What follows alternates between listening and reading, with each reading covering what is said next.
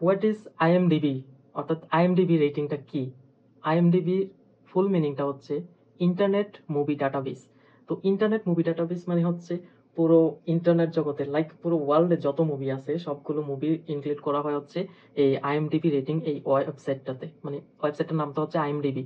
তো এই ওয়েবসাইটটাতে হচ্ছে সবকিছু ইনক্লুড করা হয়। শুধুমাত্র কি মুভি, মুভিতে যারা কাস্ট আছে তাদের নামগুলো ইনক্লুড করা হয়, দেন ডিরেক্টর বা মুভিতে যারাই আছে কোরিওগ্রাফার থেকে শুরু করে স্টান্টম্যান, এটা সেটা, মানে ব্যাকগ্রাউন্ড স্কোর আর বিজিএম করে যারা, মানে সব কিছু হচ্ছে ডিটেলস ইনক্লুড করে। আর তাদের আলাদাভাবে একটা বায়োগ্রাফি থাকে, মানে সবকিছুই ইন ডিটেলস এখানে হচ্ছে ইনক্লুড করা থাকে।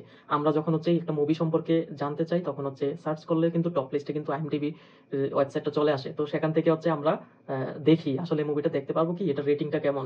তো এটা দেখে কিন্তু আমরা মানে ফার্স্ট চুজটা করে ফেলি যে আসলে এই মুভিটা দেখা উচিত কিনা। যদি রেটিংটা আমরা ভালো পাই তাহলে হচ্ছে মুভিটা দেখে ফেলি। কিন্তু এখানে হচ্ছে অনেক কিছুর ব্যাপার স্যাপার আছে, সেটাই হচ্ছে আমি এই আইএমডিবি সিরিজের একটার পর একটা ভিডিও আসবে। তো এই ভিডিওগুলো দেখে নেবেন, আমি আলাদা আলাদাভাবে তৈরি করতেছি, কারণ এক একজনের এক একটা জিনিস জানার ইচ্ছা আর কি। তো এই জন্য হচ্ছে আমি একটা ভিডিওতে সবকিছু ইনক্লুড করলাম না, আলাদা আলাদা ভিডিওতে ইনক্লুড করবো। তো আইএমডিবি সম্পর্কে ফুল প্লে লিস্টটা হচ্ছে আপনারা দেখে নেবেন।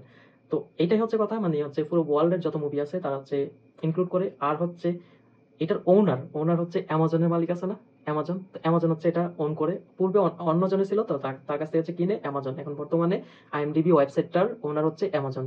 তো অ্যামাজন তো জানাই আছে কিরকম ভাবে হচ্ছে বিজনেস পলিসি রান করে, আর সেটার উপর ডিপেন্ড করে কিন্তু পুরো ফিল্ম ইন্ডাস্ট্রিটা কিন্তু চলতেছে আইএমডিবির রেটিং, এটাকেই কিন্তু গুরুত্ব দেয়। আরো অনেক ওয়েবসাইট আছে, অনেক কিছু আছে, অনেক কিছুর রেটিং মানে কাউন্ট করে মুভিতে, কিন্তু সবচেয়ে বেশি কিন্তু অবভিয়াস, সবচেয়ে বেশি নাম্বার ওয়ানে আছে হচ্ছে আইএমডিবি, এটাকেই সবাই দেখে। আর কেউ এক্সাম্পল দেওয়ার সময় এটাই দেয় যে আইএমডিবি রেটিং এটা 8 পয়েন্ট আছে, 7 আছে বা 3 আছে, এরকম কিছু বলে না।